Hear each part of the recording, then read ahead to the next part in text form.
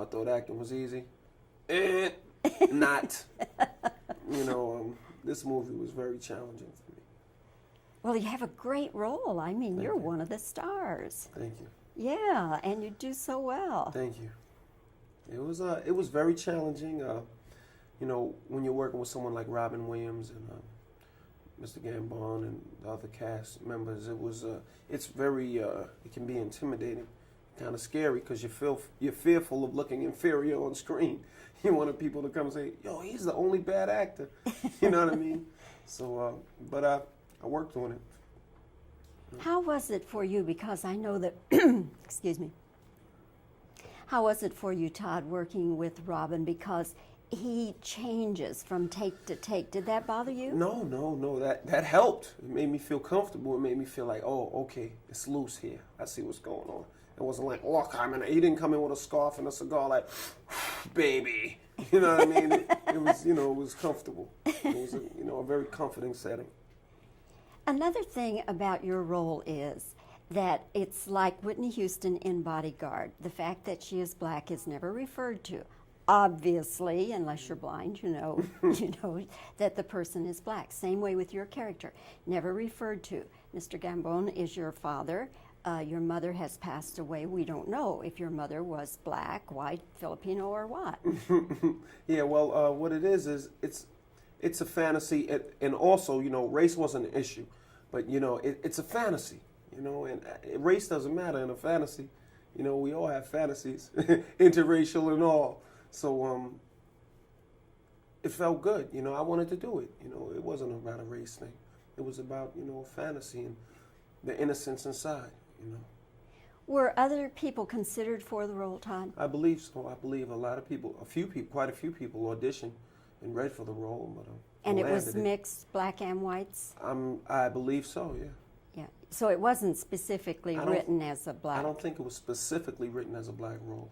I think it was considered to use a black actor. Someone could say, oh, black, It really does get a wonderful chuckle, when you say, Dad, Father, or whatever it is you say. It is strange, 100% Dad. We're surrounded by toys from the film. If you could be a toy, what would you like to be? If I could be a toy, I would want to be, I don't know, like a joystick? On a video game? Yeah.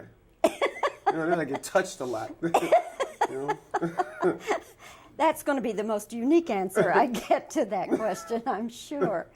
Yeah. When you were a child, did you have a favorite toy? I was always into like phonographs and records, That was like a toy for me because I always wondered what it was like on the other side of the vinyl. Fascinating. Do you remember the first record you ever bought yourself? Well, I didn't actually buy it. My grandmother used to go to the store and get records for me. I was too young. And she went to the store and got me, but even before that, I had some, it was definitely rap records, like King Tim III and Fatback Band and,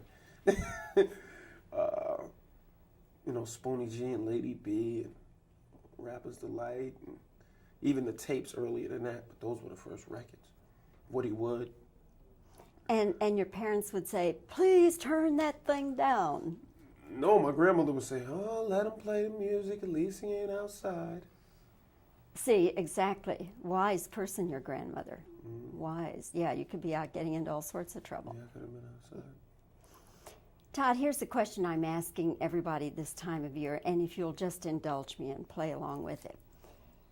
If some very rich person gave you a blank check and said, Todd, it's yours, go out and buy anything you want, and there is no limit, what would you go out and buy for yourself now? For me? Uh-huh. Only for me. Only for you. Something you just fantasize. You want me to heal the world? No. Well, yes, we would all do that. Okay, all right, I understand. Yeah.